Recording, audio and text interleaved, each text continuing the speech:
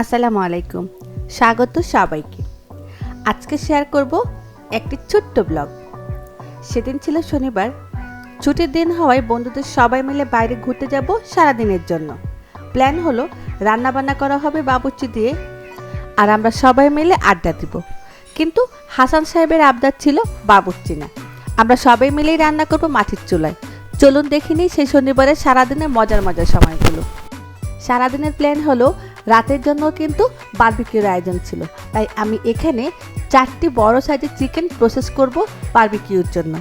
চিকেনগুলো আমি একটু ধুয়ে পরিষ্কার করে নিয়েছি, আর মাঝখান থেকে একটা ছুরি দিয়ে এভাবে আড়াআড়ি করে কেটে নিয়েছি। এতে করে মশলাটা কিন্তু ভিতরে খুব ভালো করে ঢুকে যায়। এবারে দিচ্ছি হাফ কাপ পরিমাণ ভিনেগার আর পর্যাপ্ত পরিমাণে পানি। অল্প একটু ভিজিয়ে রেখে ধুয়ে তুলে ফেলবো, এতে করে চিকেনের গায়ে যে একটা গন্ধ সেটা আর থাকে না।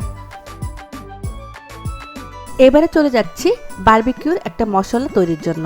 এখানে নিয়েছি 3 টেবিল চামচ মরিচের গুঁড়া, 2 টেবিল চামচ পরিমাণ হলুদের গুঁড়া, টালা জিরার গুঁড়া নিয়েছি 1 টেবিল চামচ পরিমাণ, আর নিয়েছি 2 টেবিল চামচ পরিমাণ ধনিয়ার গুঁড়া।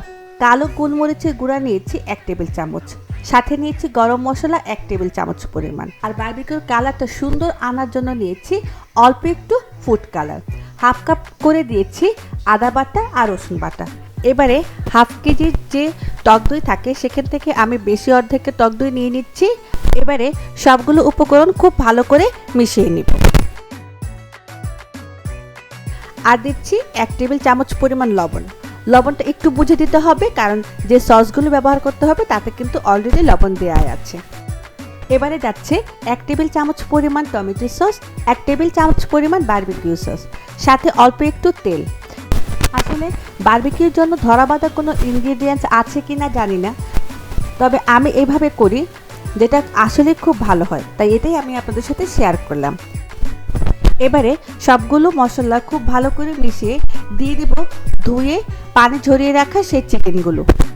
এবারে চিকেন আর মশলাটা খুব ভালো করে মাখিয়ে নিব।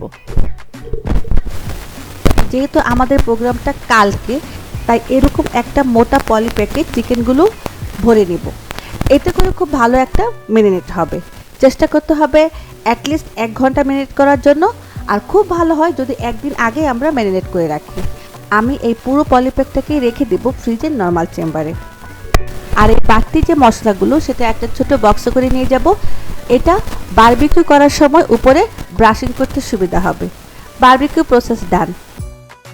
এবারে এখানে আমি 5 কেজি গরুর মাংস খুব ভালো করে ধুয়ে পানি ঝরিয়ে রেখেছি। এই গরুর মাংসগুলোকে আমি একটা মোটা পলিপ্যাকে ঠিক এইভাবে করে ভরে রেখে দেব ডিপ ফ্রিজে।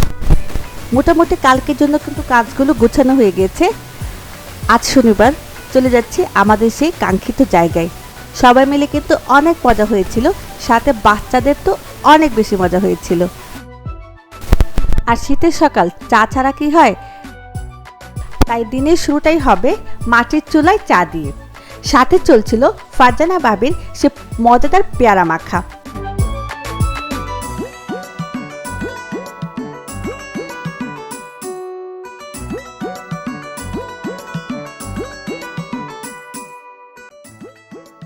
আর এদিকে চলছিল আমার মাটির চুলায় চায়ের প্রস্তুতি। শীতের সকাল আর মাটির চুলায় চা ভাবতেই অন্যরকম লাগে।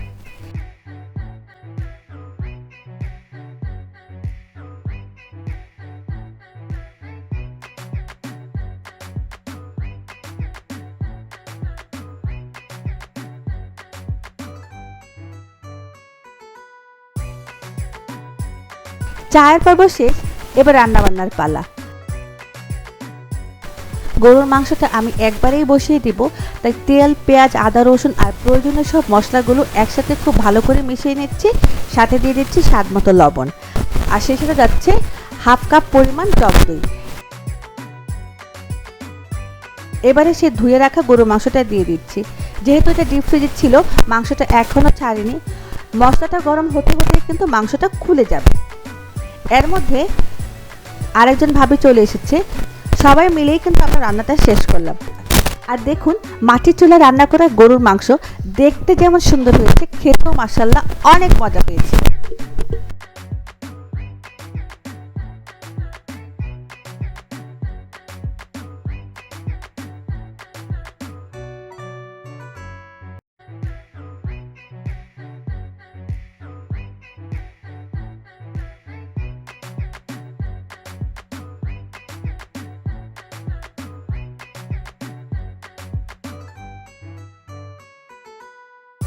গরুর মাংস রান্না করা শেষ।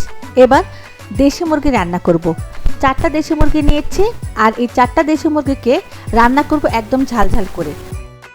মুরগির সবগুলো মশলা আমি প্রথমে কষিয়ে নিয়েছি, তারপর কেটে ধুয়ে রাখা মুরগিটা দিয়ে আবারও কষিয়ে রান্না করে ফেললাম দেশি মুরগির ঝাল তরকারি।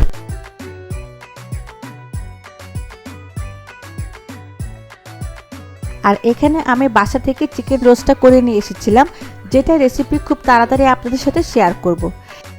এবারে মাটির চুলায় ভাত রান্না করব। সবশেষে ভোজন বিলাসের পালা। সবকিছু এত ভালো হয়েছিল, ধন্যবাদ স্মিতা ভাবি আর ফারজানা ভাবিকে। আপনাদের রান্না করা পাট শাকের ডাল আর পোলাও কিন্তু অসাধারণ হয়েছিল।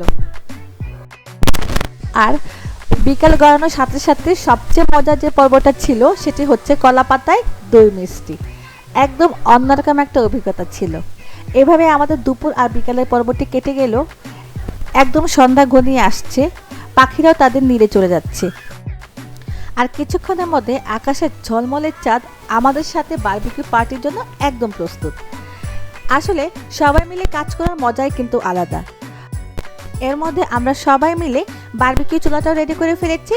এখন একটু অয়েল ব্রাশ করে দিচ্ছি আর দিয়ে দিচ্ছি সেই ম্যারিনেট করা চিকেনগুলো।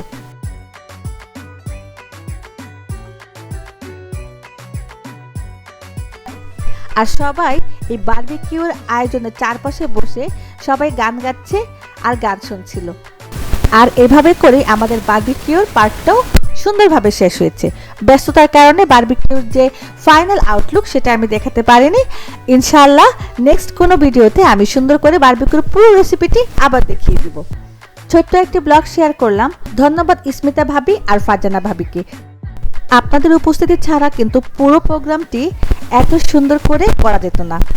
আশা করছি সবার ভালো লেগেছে, আর ভালো লাগলে অবশ্যই একটা লাইক, কমেন্ট আর শেয়ার দিবেন। আর সব শেষে সেই পাখিদের মতো আমরাও আমাদের নীড়ে চলে যাচ্ছি। আজ এই পর্যন্ত, দেখা হবে নতুন রেসিপি নিয়ে সেম চ্যানেলে। সেই পর্যন্ত সবাই ভালো থাকবেন। আল্লাহ হাফেজ।